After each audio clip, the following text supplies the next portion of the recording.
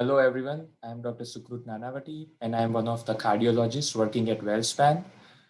As you all know that February is the heart month and we usually like to come in public and we talk to the community regarding different presentations pertaining to heart health. But because of COVID pandemic, we have decided to do virtually this time. Uh, the topic that I have decided is heart failure, the failing heart. And the reason to choose that topic is number one, is that it's a very prevalent disease in the community. Over 5 million Americans are suffering from heart failure. The second reason is that because there is lots of confusion regarding this diagnosis. Okay, people are also very scared because it's a big word that your heart is failing. Some people may have questions like, my cardiologist told me that you have a strong heart, but you still have heart failure. Also, some people may think that if they have leg swelling, they automatically have heart failure. And can you live normal life if you have heart failure? So you or your loved ones may have all these questions. So in next few minutes in this presentation, I want to talk to you about very basics of the heart failure and try to make you understand the disease. Okay. So let's try to understand what is heart failure in very basic terms. Heart failure means that you have extra fluid in your body due to the inability of the heart to function adequately. So now there is two components. Number one, you should have extra fluid in your body, and the reason for that extra fluid has to be abnormality of heart. Now, can you have extra fluid in your body because of some other reasons? Yes, you can. Heart may be normal, but the kidneys are not working fine, or the liver is not doing good, and you can have extra fluid, but that is not heart failure. Second thing that we need to understand is that heart failure is a lifelong diagnosis. In other words, once you are diagnosed with heart failure, you are going to carry that diagnosis forever.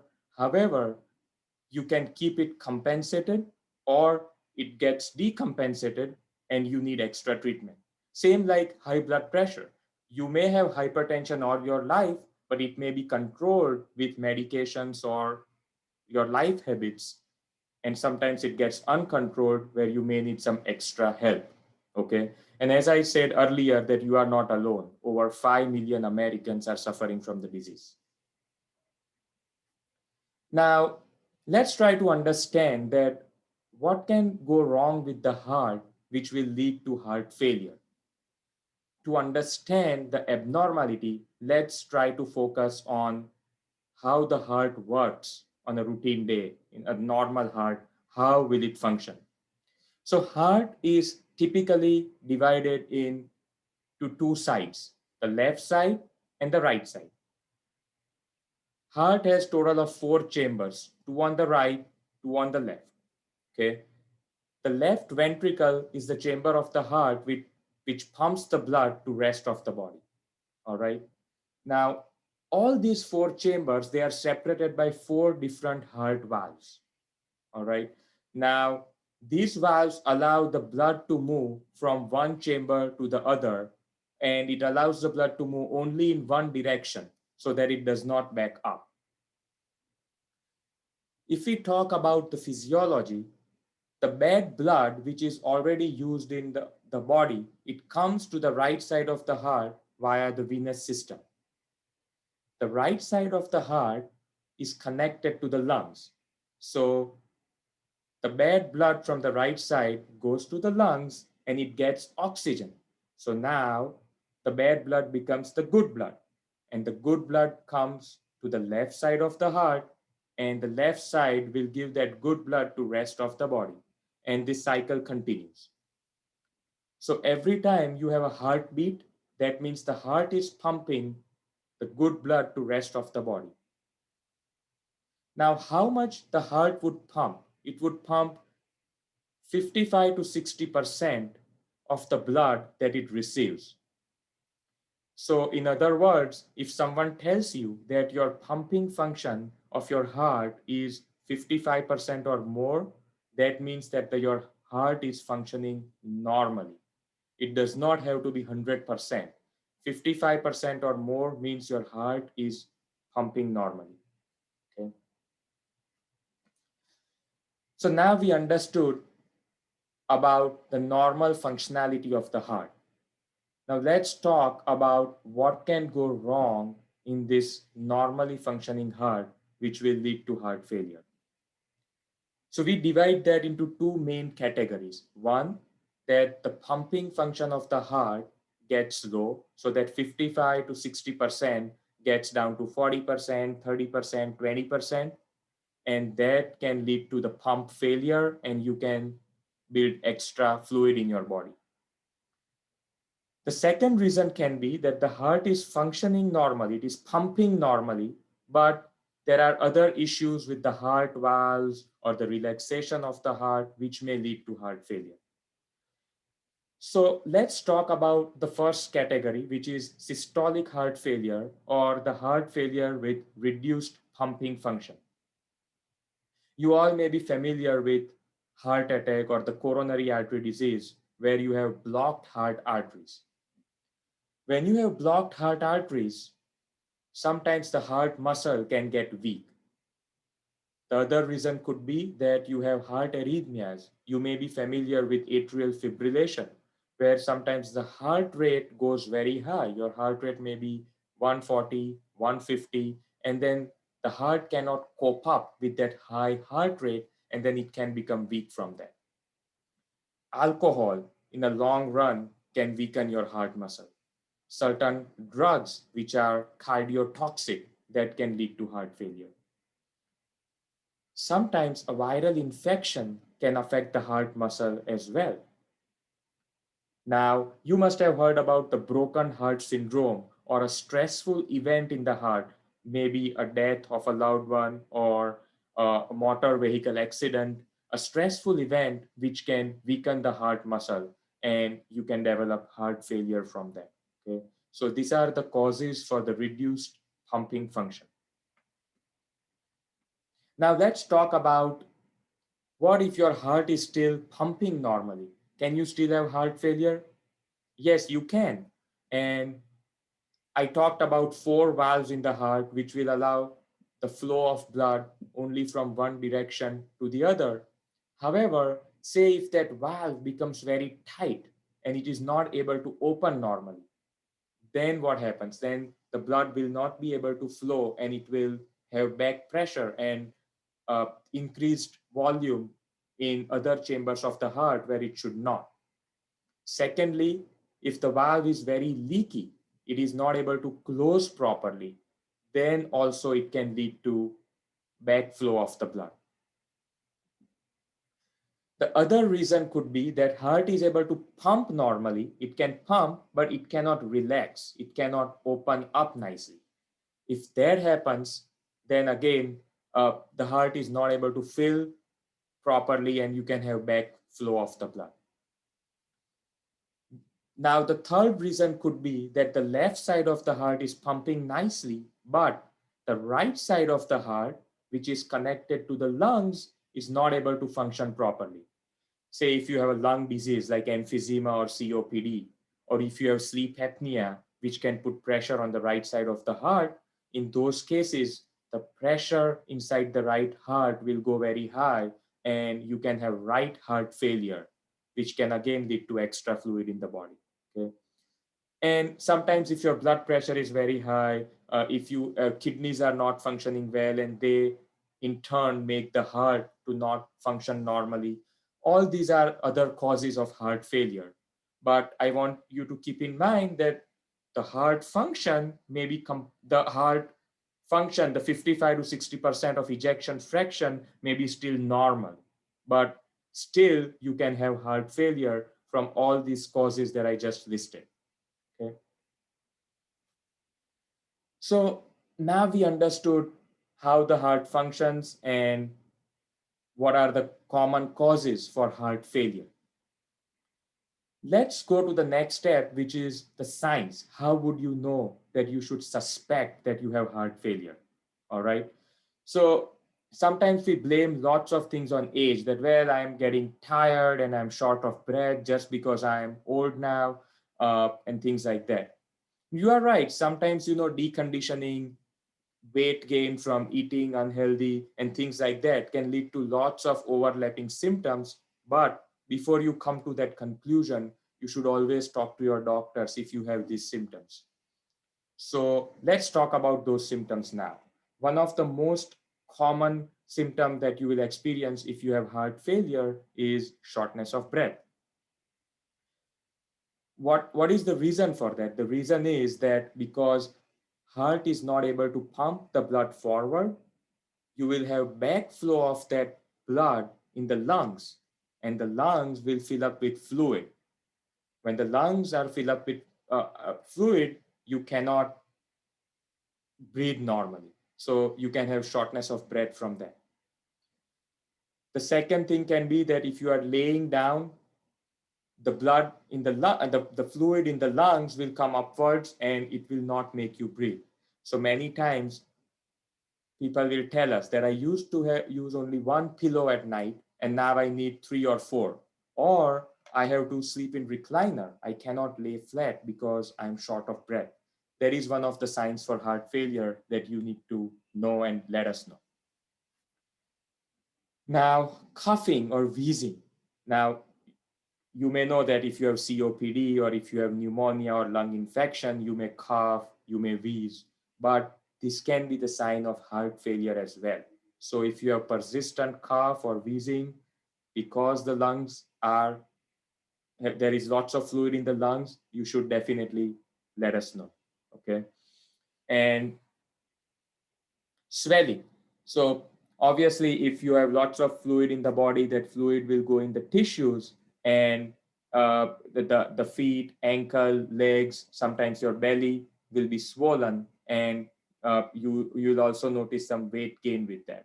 So if you have any of that, you should contact us right away. All right. One of the less common symptoms that you may experience, or you may think that it can be coming from heart failure, is confusion. If your brain is not getting enough blood, or if you have toxins which built up in your blood because your kidneys are not able to clear that efficiently, you can have confusion, you may have some depression, and you cannot think clearly. So with other symptoms, if you notice confusion, you should definitely talk to us. Now, if the body cannot get enough blood, the muscles cannot get enough blood, you will feel tired. Okay. So the patients with heart failure often complain that they are very tired. They don't have motivation to do stuff that they used to. So that is one of the things you should definitely let us know about. Now, as I talked earlier, rapid weight gain. So you may say that, well, I ate unhealthy during the holidays and I put 10 pounds and I'm trying to lose that. That may not be a heart failure, but today you are 200 pounds and in 2 weeks now you are 215 without any obvious cause. That may tell you that you are developing extra fluid in the body and it may be from heart failure. Like all other organs, your stomach and your intestines may not get enough blood, and then you can feel sick to your stomach. You can have some fullness, bloating like sensation, which can also lead to, which can be the sign of heart failure as well. Okay. So, so as a general rule, and we'll talk about it later as well, but if any of these symptoms that you have, or you are having rapid weight gain, you should definitely contact us. So these are the common signs or symptoms that you may have at home, and you may suspect that this can be an abnormality of heart. Okay. Now, what do we do? When you come to the office, how will your doctor or a cardiologist will know that this can be from heart failure? So the most important thing that we already discussed is the history. So if you tell us the symptoms that we already discussed, that is the most strong thing that we will suspect that this is a heart failure. With that, we'll do a physical exam. We will try to check for leg swelling. We will listen to your lungs to check for any extra fluid or any wheezing. We will try to check your neck vein to see if there is backflow of blood in your neck veins.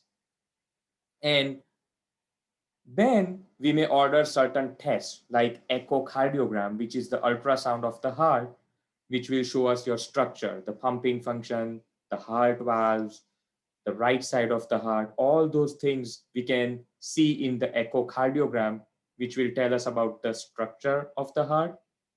At the same time, we can do a chest x-ray to see if you have any extra fluid in your lungs.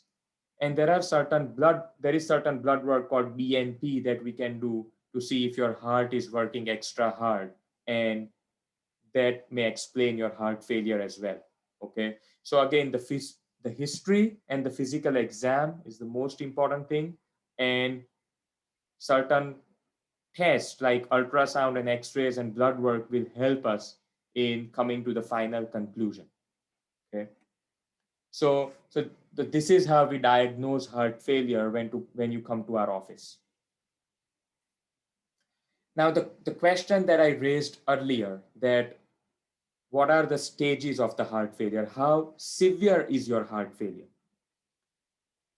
So there are 4 stages, and you don't have to remember all these things. This is just for basic understanding that is stage A, B, C, and D. Stage A means that you do not have heart failure, but you have risk factors that you can develop heart failure in future. Those risk factors can be high blood pressure, blockages in the heart or the coronary artery disease, diabetes, obesity, all these things, or if you are drinking too much alcohol or you are on medications which can lead to heart failure. So once you know that you have all these risk factors, you are in stage A, prevention is the main thing. If you pay enough attention to these things, you may be able to prevent the heart failure in future. The next stage is stage B, where you already have some of these. You already have low pumping function. You already have some valve disease. That means that you already have abnormality of the structure and function of the heart, but you do not have heart failure. In other words, you don't have extra fluid in the body. You are not on any medications to treat your heart failure. Again, prevention and regular follow-up with your doctor, we may be able to prevent from developing the real heart failure or the extra fluid. Okay. So that is about stage A and B, where you are at risk of heart failure. You do not have heart failure. Stage C is the early stages of heart failure, where you have some evidence of extra fluid, or you need a water pill to get rid of that fluid along with the structural issue of the heart. However, in stage C, with routine medications and lifestyle modification, if you pay enough attention, you can still live normal life. Okay. Then comes the stage D, where there is an advanced stage of heart failure, where you have lots of symptoms. Even if you are on medications, we are not able to do everything to control the leg swelling or the shortness of breath. In these cases, we still have option. We have lots of advanced therapies, and we'll talk about that briefly in the coming slides. But you may have advanced heart failure, and we may still be able to help you with lots of advanced therapies. So I just wanted you to understand the 4 basic stages, A, B, C, and D.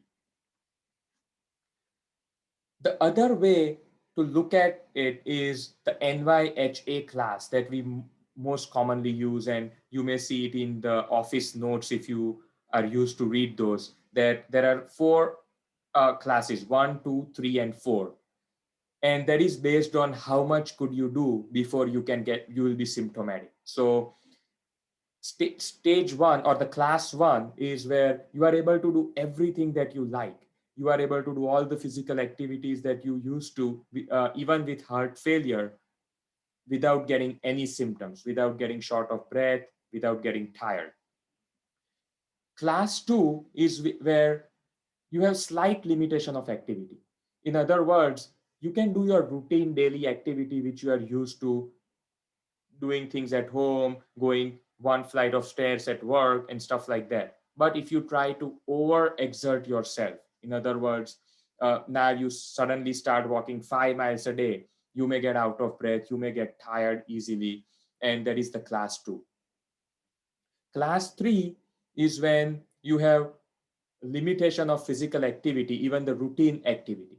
So you may be okay at rest, no symptoms, but when you start doing a little bit of activity like going one flight of stairs or walking on ground level or going out to do to put the trash can, you may feel short of breath. That is the class 3.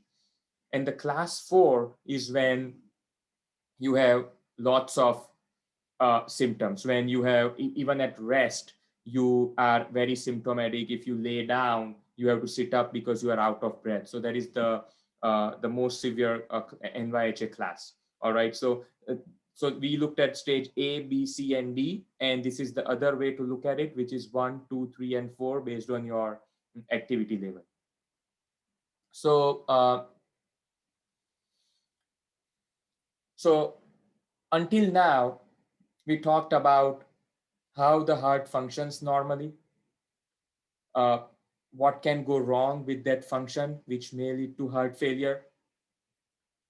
We also talked about what are the signs and symptoms that you should be aware and suspect heart failure. Then we also talked about how to diagnose heart failure when you come to our office. And we also talked about how to gauge the severity of your heart failure. Now let's talk about the management. And there are two kinds of management that I'm going to discuss. One, that your doctors will take care of. Okay. And I don't want to go in details of that. That will leave it to the physicians uh, and we'll take care of that. And the second part is the home management. The home management is what I'm going to talk in more detail, because if you pay attention to that, it may change the quality of life significantly. All right. So let's talk about what we will do. So first of all, we'll try to find out the cause. That do you have blocked heart arteries, which is leading to heart failure? Do you have atrial fibrillation and bad heart arrhythmias, which is leading to heart failure? Do you have very high blood pressure that is not allowing your heart to function normally? If you have any of those things, then we'll try to treat the cause. Okay, we'll try to correct that cause and we'll hope that your heart function will improve. Second thing is there are certain medications which will help the heart to function better, and we'll put you on those. Third thing is that we'll try to put you on water pills like Lasix or furosemide that you may have heard most commonly, to get rid of the extra fluid. So that is the third thing that we'll do to keep the extra fluid off. Now, I am not going to go in detail, as I said earlier, but this is the most important part, that the home management of heart failure, what I want you to do at home. Okay. So if you already know that, well, I have heart failure, I am on water pills, I am on other medications to control my heart failure, the most important thing that you can do is to weigh yourself every day. And why is that important to weigh yourself? It's because before you will notice any symptom of heart failure, like shortness of breath, like leg swelling, the first thing that is going to happen is weight gain, a very rapid weight gain. In other words, you may notice 3-pound weight gain in 24 hours, or you may notice 5 to 10-pound weight gains in a couple of weeks. That should tell you that, well, something is going on and I should talk to my doctor. If you do that, we may be able to increase your water pill. We may be able to order some tests to find out and try to reverse that process very quickly.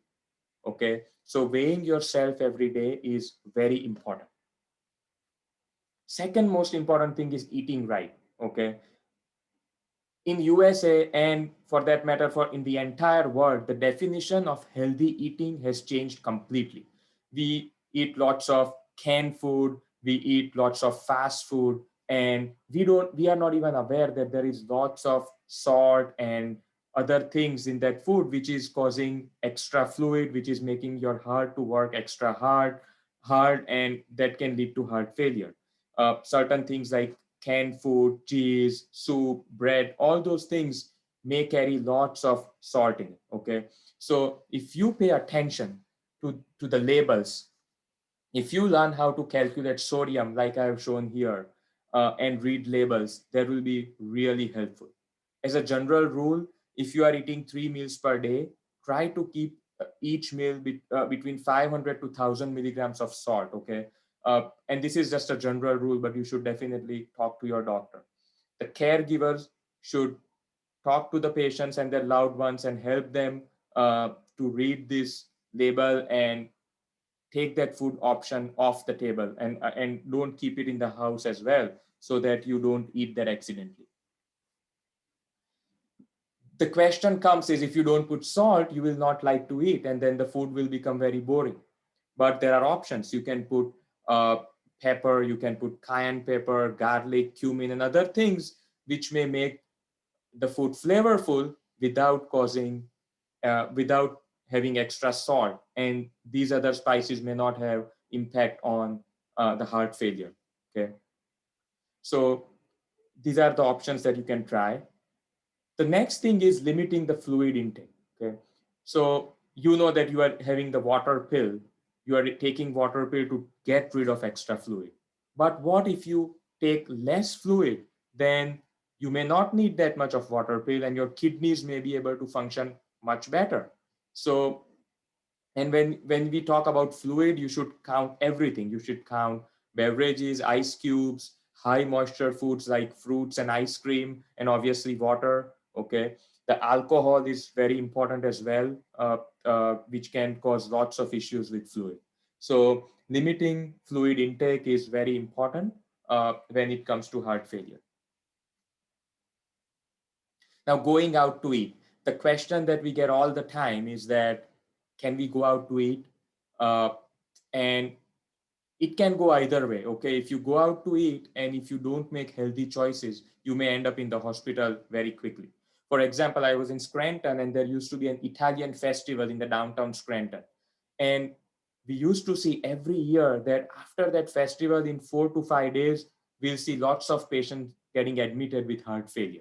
Okay, so you can make healthy choices. It does not mean that you cannot go out and eat, but as I have given some examples, you can eat, in place of fried food, you should eat steamed or grilled food more. You should eat a lighter cheese than the American cheese, uh, and stuff like that. Some basic things that will have less fat, less sodium, which will keep you out of trouble, and still you can go out with your family and eat in the restaurant.